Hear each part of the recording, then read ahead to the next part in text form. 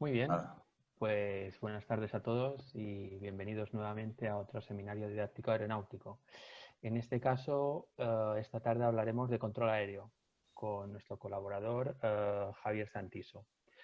Recordaros que estos seminarios, estas charlas, son fruto de la colaboración de 6 entidades aeronáuticas que paso a nombrar a continuación. Serían la Asociación Amigos del Museo del Aire, la Asociación Aviación Internacional Recreativa Española, AIRE, la Fundación Aeronáutica Mallorquina, la Fundación Infante de Orleans, la FIO, el Museo Aeronáutico de Málaga y la Sociedad Aeronáutica Española, la SAE. Y bueno, sin más, paso a hacer esta pequeña presentación de Javier Santiso. Francisco Javier Santiso del Valle es controlador de tránsito aéreo militar, nacido en Gijón, en Asturias, en el año 58. Es teniente del Ejército del Aire, dispone de titulaciones civiles y militares como controlador de torre, aproximación y ruta, convencional y radar. Experto en gestión y seguridad aérea en la sección de espacio aéreo del Estado Mayor del Aire. Lleva 25 años en el Centro de Control Aéreo, en la escuadrilla de control operativa como jefe de equipo, supervisor, instructor y examinador. Participó en la elaboración de la base de datos del programa SACTA, Sistema Automático de Control de Tránsito Aéreo. Trabajó como controlador aéreo en Cuatro Vientos, Salamanca, Albacete y Torrejón. También ha estado en 2 misiones internacionales en Afganistán, en donde fue jefe de torre del Aeropuerto Internacional de Herat entre los años 2006 y 2014. También ha sido instructor de controladores aéreos afganos. Ha colaborado con la Universidad Camilo José Cela y con la Universidad Carlos III de Madrid en la elaboración y homologación de cursos para la formación de controladores aéreos. Es vicepresidente y secretario de la Fundación FUNCAL, dedicada a la cooperación y a la enseñanza en América Latina, y además de su vocación aeronáutica, es patrón de yate, patrón de embarcación militar y aficionado al buceo. Y ya sin más, damos paso a Javier con esta interesantísima conferencia sobre control aéreo. Cuando queráis. Hola a todos, muchas gracias Fernando y Manel por la presentación. Quería agradecer a la Fundación Aeronáutica Mallorquina y a la Alianza de Asociaciones Aeronáuticas por permitirme compartir con vosotros estos momentos de confinamiento en este seminario didáctico. Bueno, pues buenas tardes chicos. Antes de comenzar, quería comentaros algo que me ha extrañado mucho de todo esto que estamos pasando últimamente. A lo largo de nuestra vida hemos visto muchas series, películas y bueno, libros sobre todo tipo de calamidades y catástrofes increíbles, ¿no? Pero es la primera vez que nos encontramos con una situación como la actual. Bueno, he observado que ni al mejor guionista ni al mejor escritor se le habría ocurrido esto antes. Me refiero a que tenemos que hacer deberes online y dar clases por internet. Lo nunca visto. En ninguna película, vamos, yo por lo menos no lo había visto nunca. Como veis, la realidad supera a la ficción. Una pequeña broma, pero hay que ser siempre positivos y esto pasará pronto y aprenderemos mucho de esta experiencia, seguro. Bueno, me gustaría contaros un poco más dónde empezó mi aventura aeronáutica. Yo soy asturiano y allí en Asturias, en mi tierra natal, pues tenemos mucha afición al montañismo. Y en marzo del 74, cuando era un chico, estábamos de excursión de fin de semana en los Picos de Europa, otros 9 compañeros del colegio y un profesor nuestro, ¿no? La verdad es que nos cayó una nevada impresionante. Nos quedamos aislados en una cabaña 4 días. Sin quererlo la liamos muy gorda. Salimos en todas las noticias de la época y en los telediarios, en las televisiones. Y bueno, menos mal que nos rescató un helicóptero del Ejército del Aire, un Alouette 3, del SAR, del Servicio Aéreo de Rescate. Bueno, pues aquel vuelo espectacular, con todo nevado y viendo los rebecos corriendo por las montañas, despertó mi vocación aeronáutica. Al año siguiente, una vez terminados mis estudios de secundaria, y después de aprobar una oposición del Ejército del Aire, con el permiso de mi padre, claro, estaba entrando en la Escuela de Transmisiones de Cuatro Vientos, donde empecé mis estudios de radiotelegrafista y controlador aéreo. Bueno, esto es un pequeño resumen de lo que vamos a hablar. Y bueno, yo quería que os fijarais un poquito en la torre que está aquí a la derecha, ¿no? Esa torre es la antigua torre de control de Cuatro Vientos, y antiguamente llamada también torre de señales. Este año ha hecho 100 años, se construyó en 1920, y como veis se parece más a un faro que a una torre de control. Pues en los años 20 del siglo pasado, pues los aviones todavía no tenían radio, no disponían de radio, entonces lo que hacían cuando salían a volar o cuando salían a hacer algún vuelo o esperaban algún vuelo, encendían el aerofaro, el faro, y entonces eso lo que hacía era que les ayudaba para acercarse al campo y encontrar el aeropuerto, si estaban en las proximidades, claro. Bueno, pues esta torre estuvo operativa desde 1920 hasta 1979, y en la parte de abajo, las cristaleras que se ven debajo de la torre, pues son las que era donde estábamos controlando. Yo estuve allí en el año 78, fue mi primera torre de control, la primera vez que yo cogí una frecuencia, y la primera vez que hablé yo con aviones. Era ayudante todavía en aquel momento, pero bueno, y eso como curiosidad de esta torre, que sigue siéndolo, además es una torre mixta. Se refiere a que hay controladores civiles y controladores militares, hay de los dos.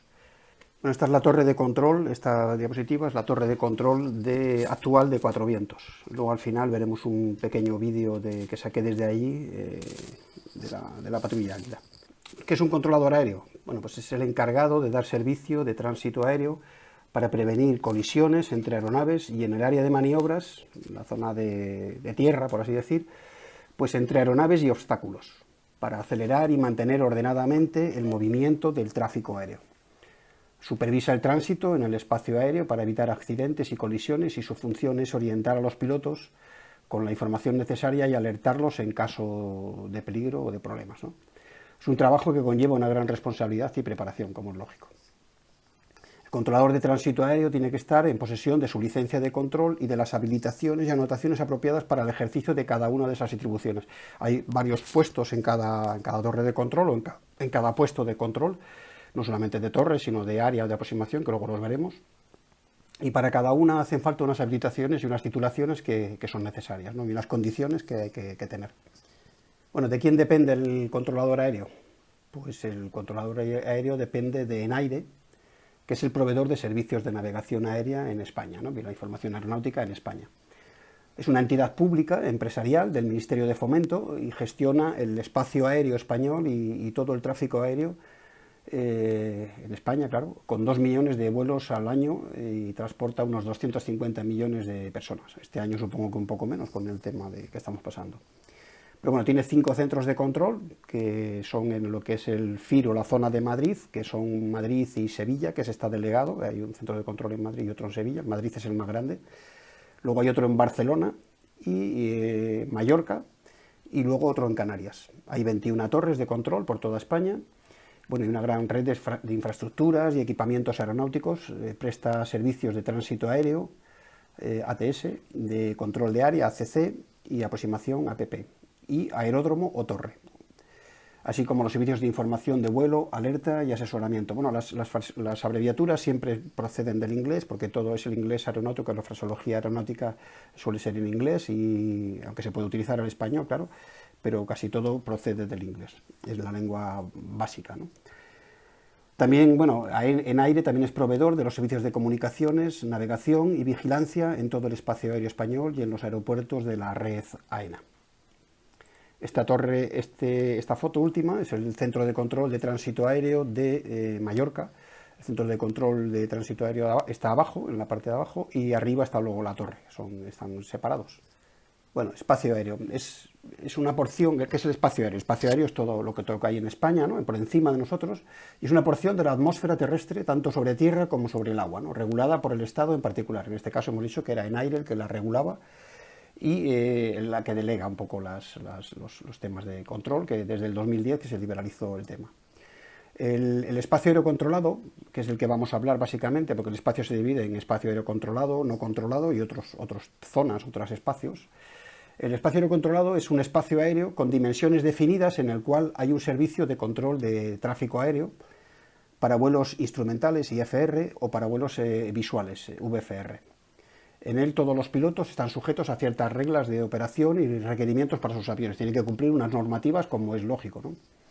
El piloto siempre tiene que rellenar un plan de vuelo, instrumental o visual, y recibir la autorización del Servicio de Control de Tránsito Aéreo, el cual les da separación a las aeronaves, estén bajo reglas instrumentales o visuales en espacio aéreo controlado. Si están en espacio aéreo controlado, si van por zonas que son en visuales y en sitios pequeños, pues pueden volar sin control, y entonces, bueno, es aconsejable también, es obligatorio también tener su plan de vuelo, pero por lo menos no tienen que sujetarse a los temas del espacio aéreo controlado, ¿no?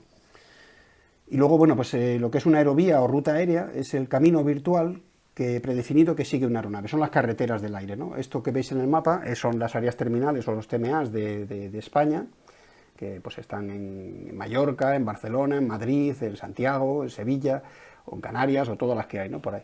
Entonces, las áreas terminales, pero luego los puntos están todos unidos entre sí por aerovías y por ayudas y demás, pero bueno, es un poco complicado y un poco largo. Lo único que veáis en la próxima diapositiva es lo que son un mapa, ¿no? Este es un mapa aeronáutico, por así decirlo, que se ve Mallorca y demás, y simplemente para que tengáis un ejemplo, que sabéis que existe una cartografía aeronáutica en el cual hay puntos, ayudas y, bueno, es un poco las rutas que tienen que seguir los aviones y un poco las divisiones en áreas o en zonas y demás. Es complicado y hay que estudiarlo, claro. Bueno, ¿cuántos tipos de controladores hay de tránsito aéreo? Hay básicamente 5 tipos de controladores.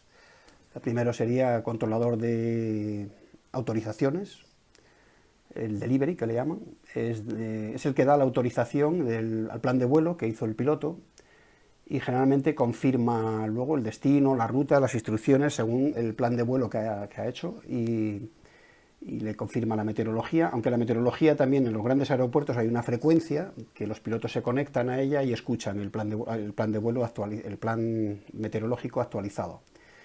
El controlador sí le da una hora estimada de salida o le dice si tiene demora para el despegue y demás, ¿no? Todo esto se hace generalmente antes de moverse, antes de arrancar el motor. El contacto con el controlador es antes de encender los motores, cuando ya tienen el pasaje a bordo y demás. Y pues bueno, en este caso está con el finger, que es el brazo este que tiene conectado por donde se entra el pasaje, pero bueno, pueden subir por una escalera o por donde sea, ¿no? Que depende de cada tipo de avión, o si es más grande o más pequeño. El controlador de tierra, el ground, es el que autoriza el remolque, el pushback, si es que es necesario. En este caso es un tractor que echa para atrás el avión para separarlo del finger, del brazo, del dedo, y le da instrucciones por las calles de rodaje hasta la cabecera de la pista en servicio. Y claro, si no hay tractor tampoco es necesario, ¿no? A veces que no siempre es necesario. Si está el avión con la escalerilla, le retiran la escalerilla y ya le autoriza. Lo separa de cualquier otro tipo de aviones, o obstáculos, o vehículos, obras y de posibles problemas que tenga en el camino, ¿no? Le lleva hasta la pista en servicio, la pista que esté en servicio. Hay aeropuertos que pueden tener varias pistas en servicio y le indica y le dice cómo ir. Si es una torre pequeña, generalmente todos estos servicios, igual que la torre de control, los puede hacer el mismo controlador. Hay veces que los hace el mismo controlador. No siempre es obligatorio tener 3 servicios. Puede haber uno en la torre de control que le dé todos los servicios de la autorización, las instrucciones de rodaje por la pista y hasta la cabecera de pista para despegar, y luego ya lo que es ahora sería la torre de control.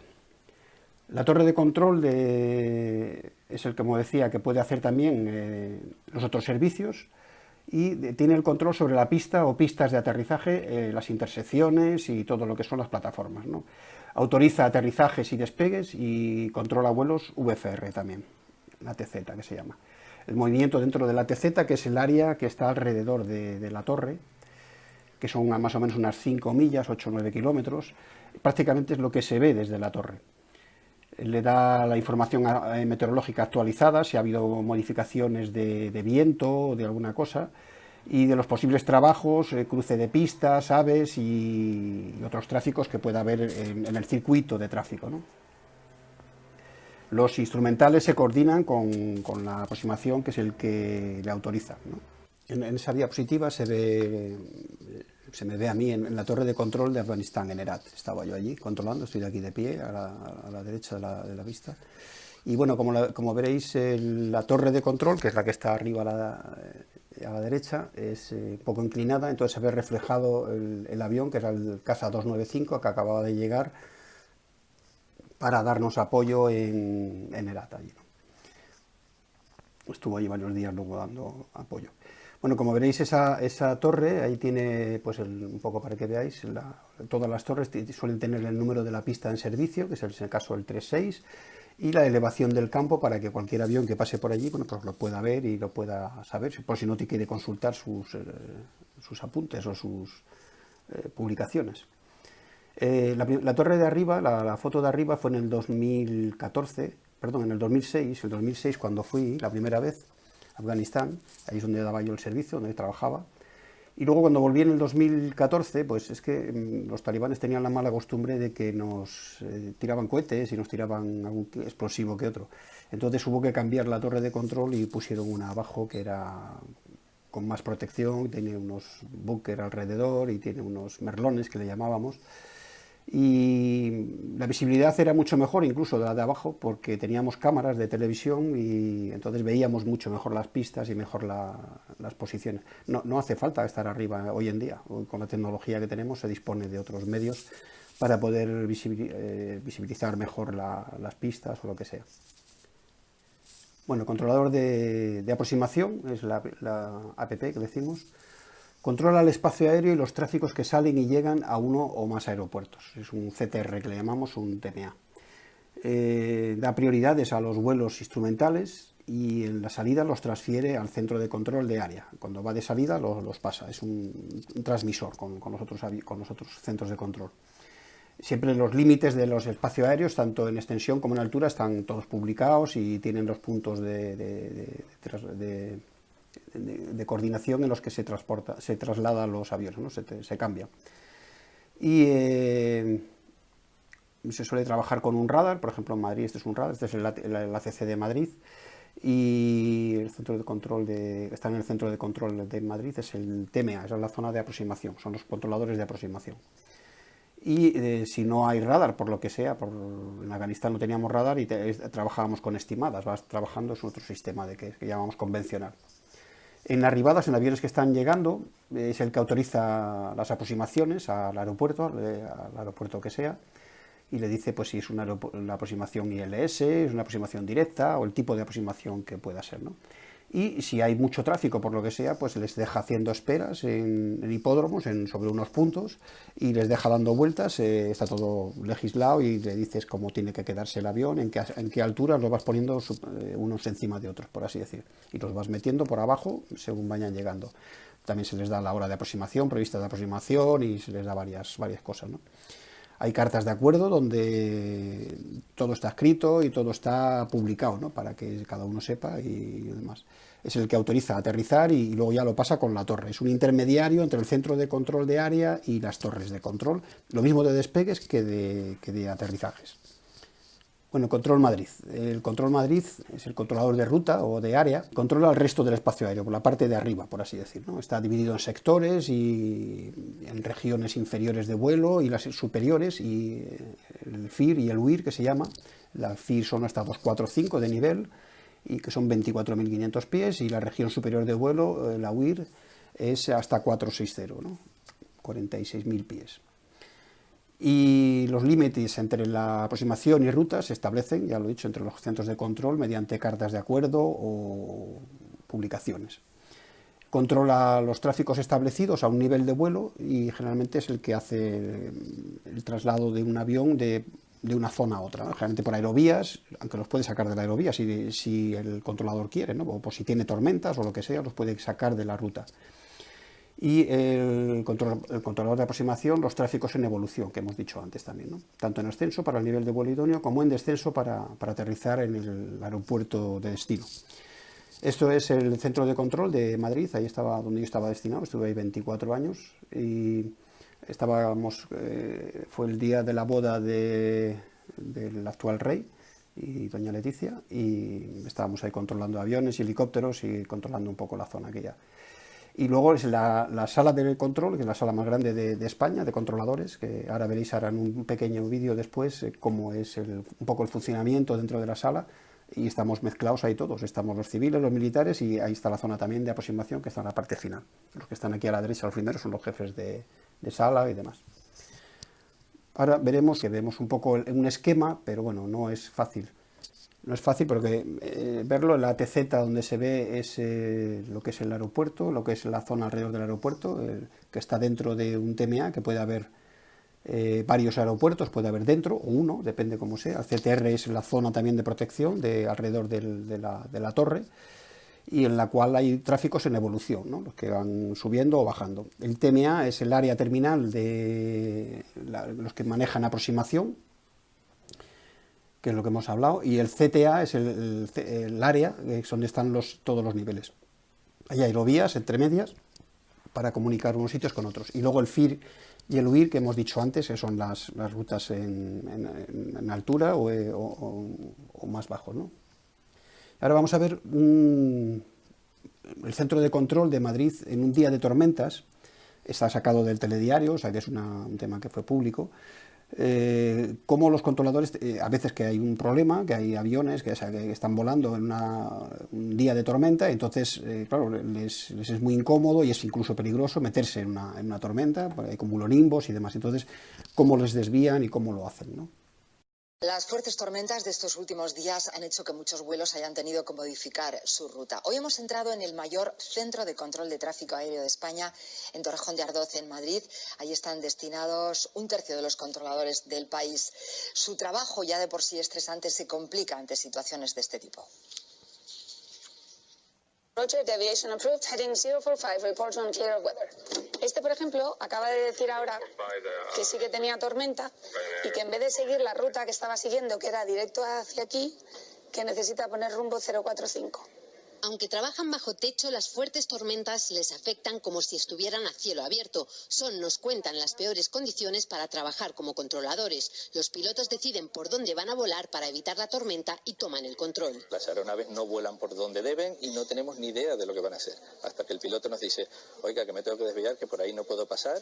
Ahí tenemos que improvisar, buscar soluciones, alternativas. El problema se agrava cuando las tormentas afectan a los aeropuertos o sus cercanías. La operación se complica muchísimo porque, digamos, el espacio en ruta es mayor.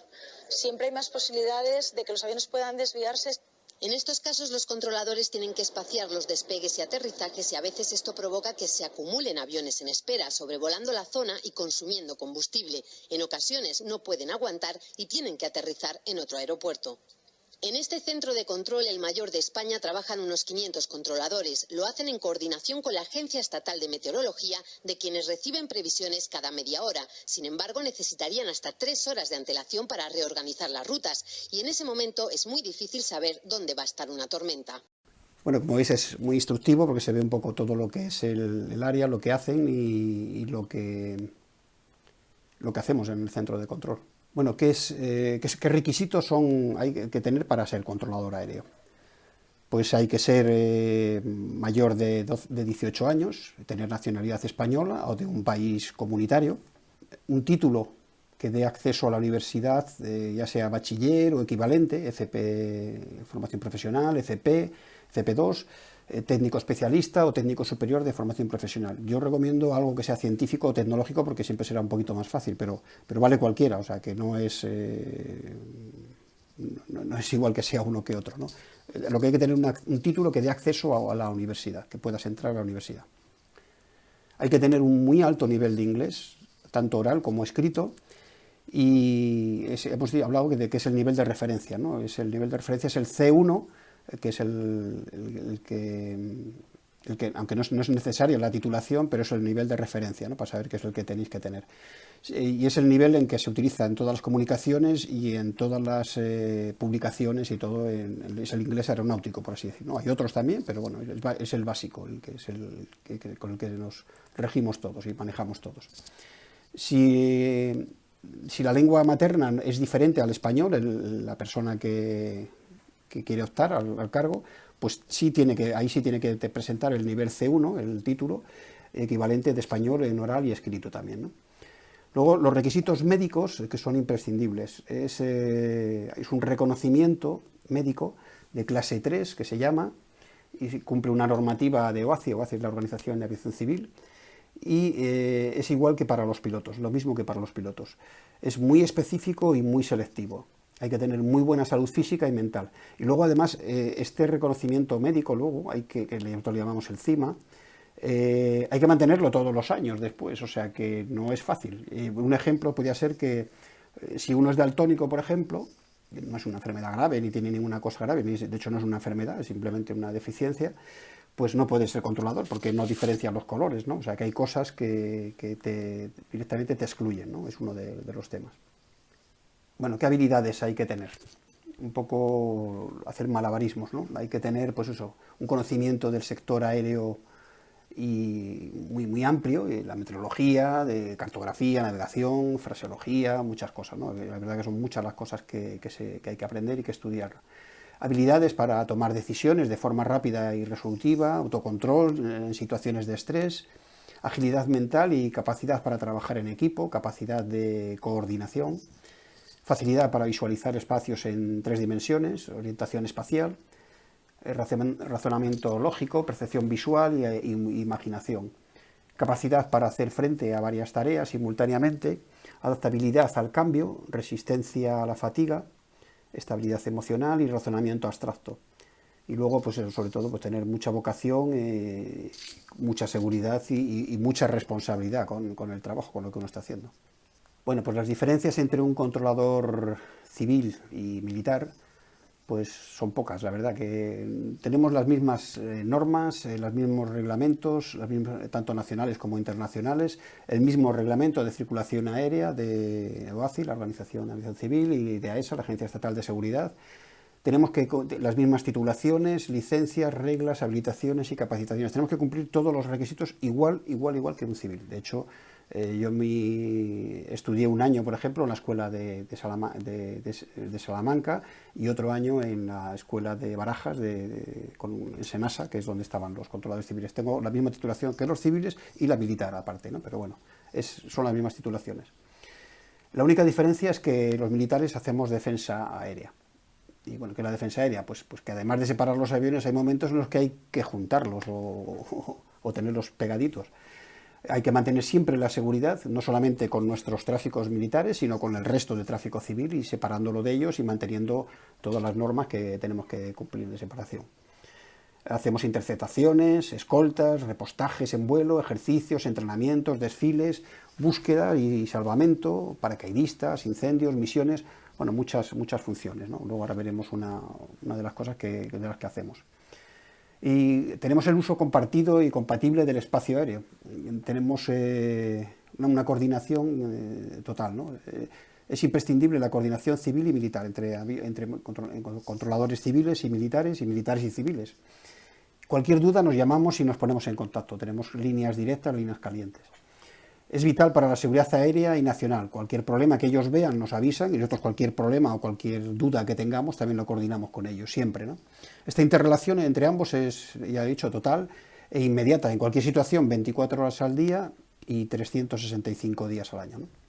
Tenemos cartas de acuerdo, trabajos conjuntos, maniobras conjuntas en los que hacemos ejercicios y coordinamos esas interrelaciones entre nosotros. Informamos de cualquier problema que pueda surgir y se estudian y se buscan soluciones. Cualquier problema que hay, siempre nosotros todo el mundo trata de informar y coordinarlo. Bueno, ahora veréis un poco el vídeo de un avión de Canadair que despegó de Barajas y que reventó una rueda y se le metió en el motor, salió hacia adelante y luego se le metió en el motor. Bueno, pues automáticamente nos llamaron a Defensa Aérea, nos llamaron al CAO, que estamos dentro del centro de control, y a unos compañeros míos, no estaba yo ese día de servicio, claro, pues ya no estoy, pero sacaron un F-18 desde Torrejón y lo pusieron debajo del avión, en la zona de Toledo. El avión se fue a orbitar a la zona de Toledo, en Tarancón, la zona de Tarancón, y para gastar combustible. Este avión no podía desgastar el combustible, por lo cual estuvo dando vueltas en la zona.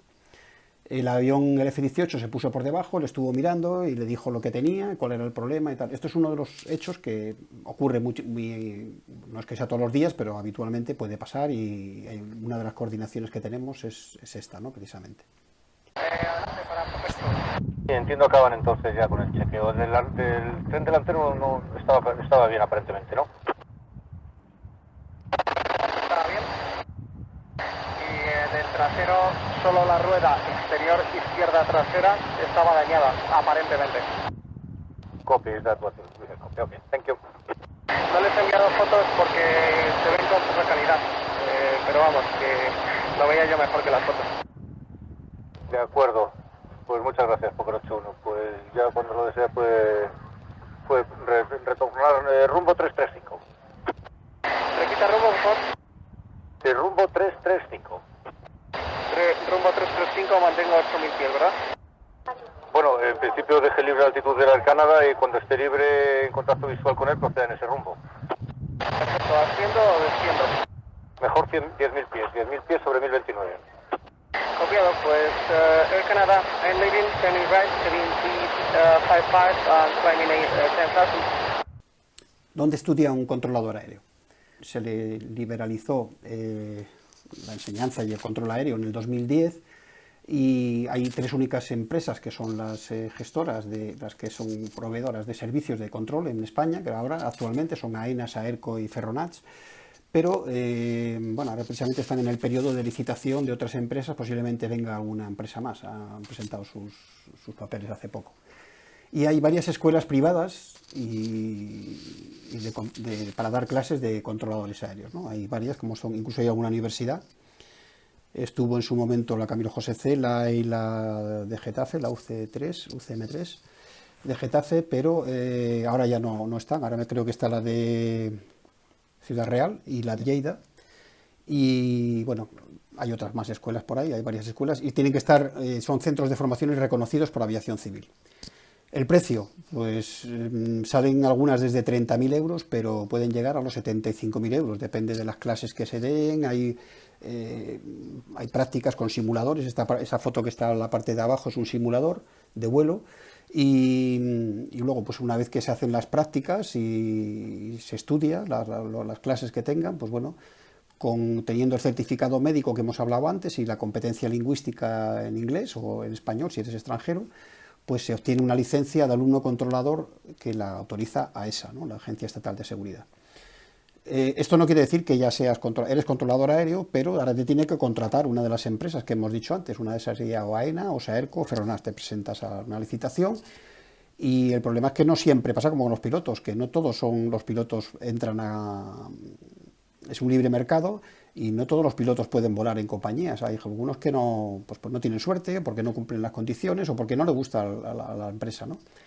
Si ya una vez que ya está en la empresa esa, puede obtener la licencia de controlador con una habilitación y una anotación específica en una cartilla que tenemos, en la que es necesaria la formación de unidad, que es la que le da en cada dependencia de control de esos proveedores, ¿no? Y generalmente es un instructor el que le da esas clases y el que le firma esa licencia de control.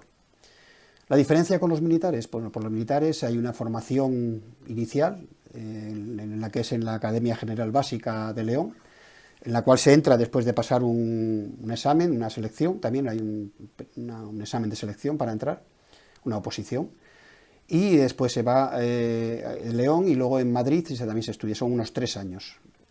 Hay que escoger la especialidad, en este caso para mando y control, para ser controlador, y se egresa de sargento a los 3 años. Durante todo el tiempo está uno cobrando su sueldo, más o menos grande, o más o menos no hay que pagar nada para estudiar en el ejército.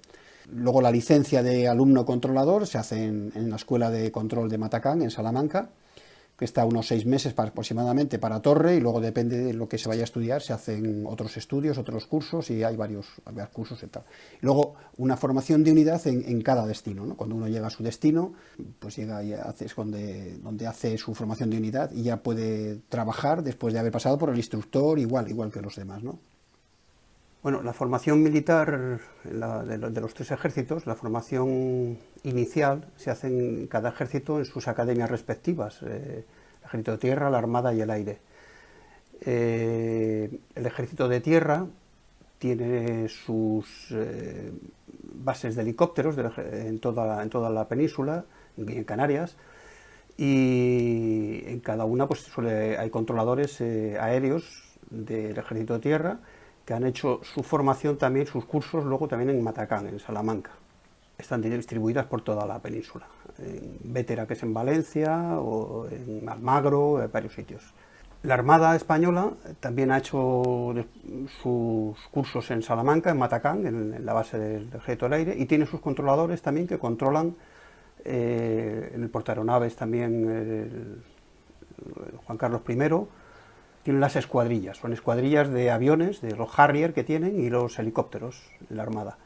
Y tienen una característica que tienen la base aérea de Rota, que está con los americanos ahí, que tienen en conjunto con los americanos, y tienen también, los controladores aéreos son de la Armada, han salido también de Salamanca, como decimos, y tienen helicópteros y varios tipos de aviones también y demás. El Ejército del Aire tiene varias bases aéreas distribuidas por toda la península también, y hacen en ellas también la formación de los controladores, ¿no? Han hecho su formación luego ya de unidad en cada destino. Son bases aéreas generalmente abiertas al tráfico civil y bueno, pues son las características que además de las bases, o sea, de los aeropuertos civiles, hay bases aéreas, pues como puede ser Zaragoza o Albacete o León, Badajoz, Valladolid. Bueno, pues muchas de ellas están controladas por controladores militares, pero entran aviones civiles también. Y la característica que os dije antes también, de que la base aérea de Cuatro Vientos es una torre mixta, que hay controladores civiles y militares, están codo con codo en la misma torre, y unos controlan los aviones civiles, otros controlan los aviones militares, pero la coordinación es total a todos los niveles. Hacemos todo tipo de maniobras y todo tipo de ejercicios y se coordinan totalmente entre civiles y militares. Ahora vais a ver un poco lo que es la defensa aérea, porque la defensa aérea, hay 3 centros de control del ejército de defensa aérea. Uno está en Zaragoza, que se llama Polar, y otro está en Pegaso, que es en Torrejón, y otro está en Canarias. Y los 3 hacen lo que es la defensa aérea y se coordina a la vez con el tema de control, el control civil y control militar. En este vídeo vais a ver además todo un poco, a mí me gusta bastante, además son compañeros a los cuales aprecio y conozco, y entonces pues verles trabajar y ver cómo coordinamos unos hechos con otros. Base de Torrejón de Ardoz. Aquí se encuentran algunas de las instalaciones principales del Mando de Defensa y Operaciones Aéreas, responsable de la seguridad del espacio aéreo español. En las pantallas del Grupo Central de Mando y Control se recibe diariamente la información de 35 radares, principalmente militares, que identifican a más de 10.000 aeronaves que en un solo día nos sobrevuelan. Son los vigilantes del cielo.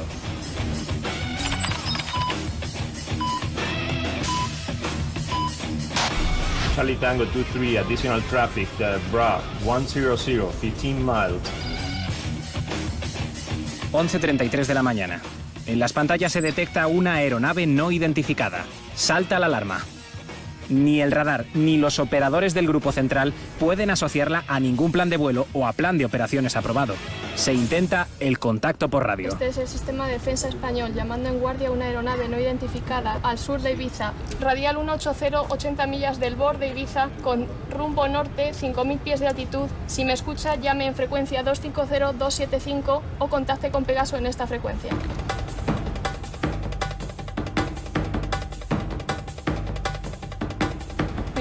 No hay contacto con la aeronave y no le tenemos identificado en este momento. Sí, Centro de Operaciones Aéreas.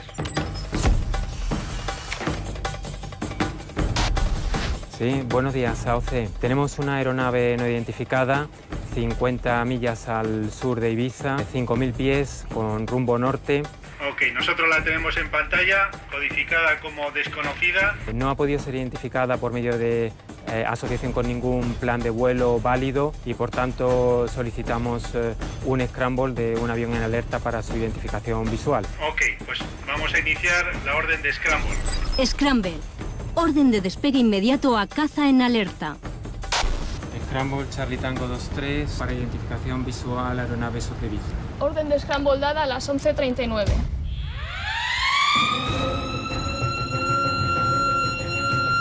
La alarma suena en el ala 12.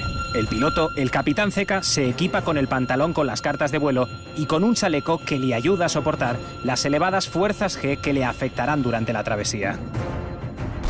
Fuerza G, fuerza que soporta el piloto provocada por una aceleración o deceleración de la aeronave. Mientras tanto, el equipo de mecánicos también se pone en marcha. Se comprueba que el avión, que se chequea diariamente, está a punto. En un máximo de 15 minutos, el avión tiene que despegar.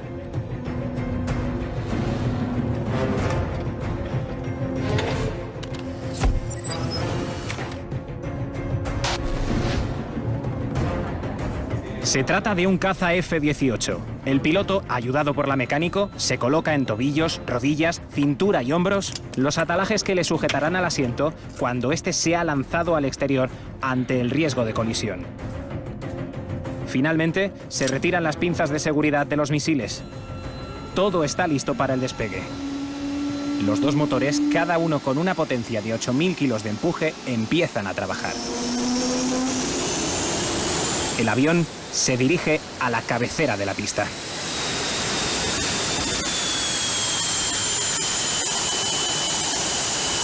Desde la torre de control de Torrejón de Ardoz se coordina y autoriza el despegue. Tengo suelto por Madrid el Charlie Tango 23, ¿lo vais a querer? Negativo, Charlie Tango 23, suelto con Pegaso. Charlie Tango 23, ready for takeoff. Copiado, suelto, gracias. Barrera, por favor. Charlie Tango 23, clear for takeoff, runway 23, wind from 060, 4 knots.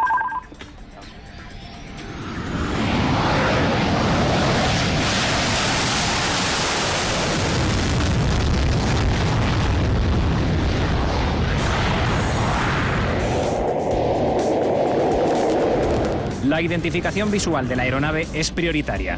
El piloto recibe información sobre el tráfico aéreo que hay en su ruta desde el centro de mando y control de Torrejón. Charlie Tango 23, you are on radar contact. Pegaso is providing close positive control. Check altimeter. Estándar weapon safe. Charlie Tango 23, weapon safe, altimeter set estándar. Charlie Tango 23, your mission is visual identification of Kilo Alpha 536, position 139er, 18 miles, 16,000, left, north. Charlie Tango 23, copy. Toda la conversación con tierra se realiza en inglés. Este es el idioma estandarizado para las comunicaciones aéreas. La vigilancia y el control del espacio aéreo se realiza en dos ámbitos, el nacional y el de defensa aérea de la OTAN. El F-18 se acerca a su objetivo. Este avión puede alcanzar una velocidad de 1,8 veces la velocidad del sonido, o lo que es lo mismo, 2.200 kilómetros por hora. En todo caso, para alcanzar esta velocidad es necesario que el centro de mando y control lo autorice. Permiso que se daría solo ante la certeza de una situación grave. Charlie Tango 23, 0.8 miles, proceeding for VID. Para la identificación visual, el piloto se coloca a una distancia de entre unos 300 y 500 metros de la aeronave no identificada. Transmite a su centro de control los datos de modelo de avión, matrícula y comportamiento.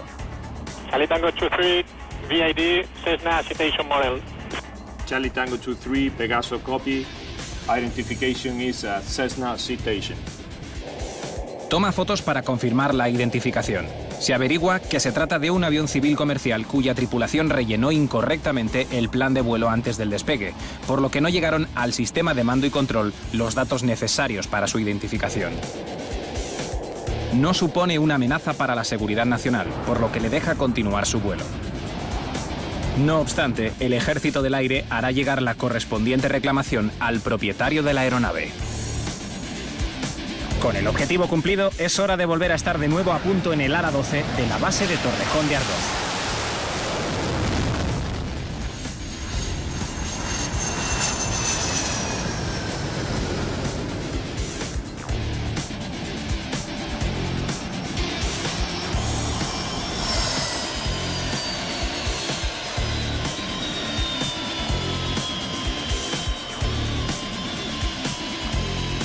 Cuando suena la alarma es un momento de tensión puntual, de responsabilidad, porque puede ser una misión sin importancia o puede ser algo mucho más serio, con lo cual un sentimiento de tensión y responsabilidad, pero para el que estamos entrenados y entrenamos a diario, con lo cual dentro de todos los parámetros de seguridad y de control absoluto. La identificación ha sido positiva, pero los vigilantes del cielo siguen alerta. La misión del Mando de Defensa y Operaciones Aéreas es H24/7, 24 horas al día, 7 días a la semana. Bueno, ahora hemos visto ya un poco lo que es la formación de los controladores civiles y militares, y ahora quiero que veáis un poco lo que es el futuro, lo que va a ser el futuro de los controladores aéreos, por lo menos en lo que es con respecto a torres, que ya se están haciendo en pruebas en España con la torre de Vigo, y pues este el caso que es el vídeo, que es el de Noruega.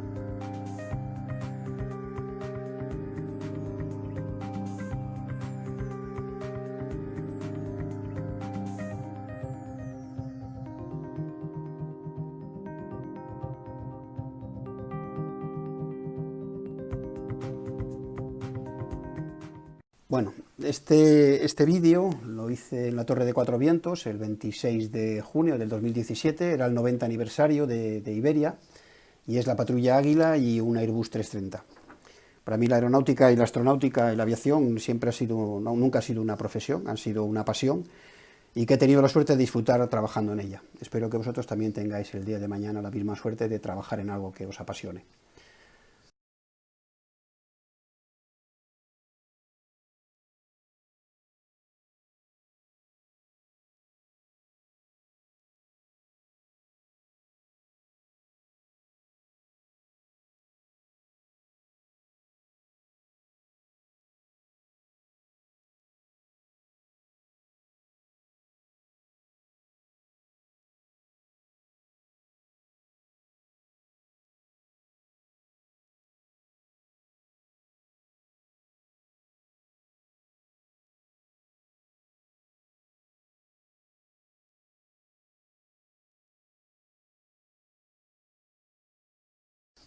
Bueno, pues esto es todo y espero que os haya gustado y muchas gracias por vuestra atención.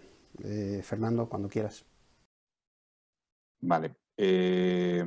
Bueno, como os he comentado antes, tenéis la posibilidad de escribir vuestros comentarios en el chat. Un segundito, porque ya tenemos aquí un comentario. Y 102 se pregunta si las torres de Noruega ya utilizan el nuevo sistema a día de hoy. Espérate un momento, Javier, porque tienes el micro cerrado y ahora mismo te lo abro.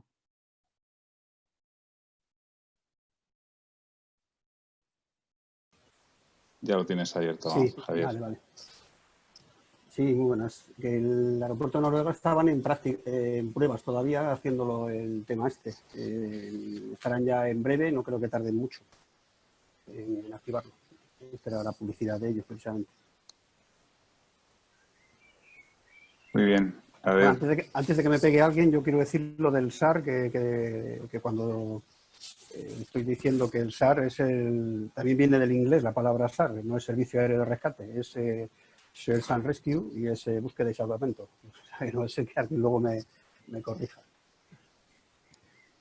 Muchas gracias. Gabriel Mestres se dice, genial, ha sido muy instructiva y más sincera enhorabuena a Javier.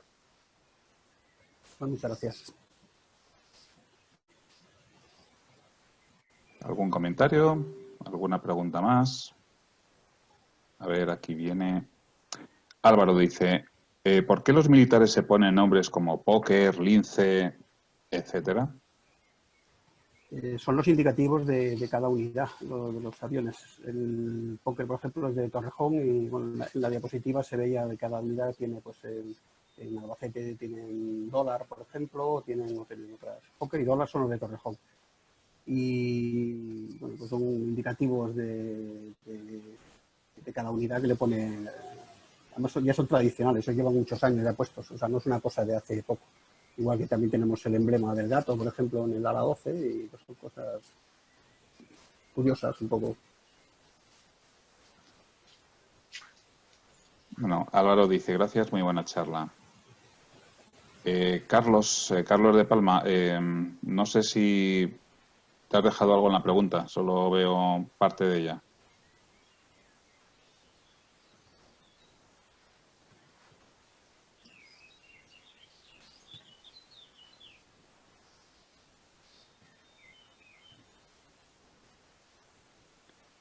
Carlos de Palma dice, ¿no parece raro que en el futuro haya torres de control sin controlador? Sí, es raro, pero bueno, de hecho ya existen. Aquí hay aeropuertos como Burgos, por ejemplo, el Hierro también estuvo una temporada también, que no tienen controlador y hay otras torres que son los que las controlan. El de Burgos, por ejemplo, yo estuve además en las reuniones aquellas ahí de Burgos cuando cerraron, y se llevan desde San Sebastián, pero recordar que era, de un aeropuerto del País Vasco. Y bueno, la responsabilidad final es del piloto y al final pues hay unos procedimientos y unas maneras de hacerlo. Sí es verdad que yo estoy acostumbrado en el control de que te dicen de que lo que no va a ocurrir al final ocurre. Te dicen, pues esto no pasa nunca, la pantalla nunca se va y nunca se estropea. Pues he visto las pantallas que se estropean, he visto las frecuencias que fallan y te falla todo, o sea, cuando te tiene que fallar. Y sí, claro, si estás a remoto, pues es más difícil poder solucionar un problema. Lo que siempre podrá haber algún operador que puede echar una mano en el aeropuerto, supongo yo, que habrá unos procedimientos y habrá que escribirlos y establecerlos. Pero se trata al final de costes, al final se trata de dinero, de ahorrar dinero. Gracias, Javier. ¿Alguna pregunta más? ¿Algún comentario? Por ahora no tenemos ninguno.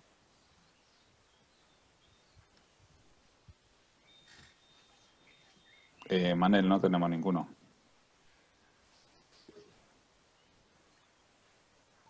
A ver, Manel, te has bloqueado tú mismo el micro. Te lo abro ahora. Vale. Ya estás abierto. No, pues digo nada. Si no hay más cuestiones, pues simplemente despedir a Javier Santiso y felicitarlo por mi parte por la presentación. Me ha parecido muy trabajada, muy didáctica y muy clarificadora de cara a quien le apetezca un poco seguir esta profesión y el acceso a ella. Nada, felicitarlo y despedirme de todos vosotros hasta el jueves que viene.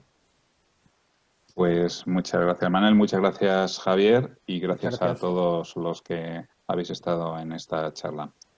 Hasta luego. Gracias, hasta luego.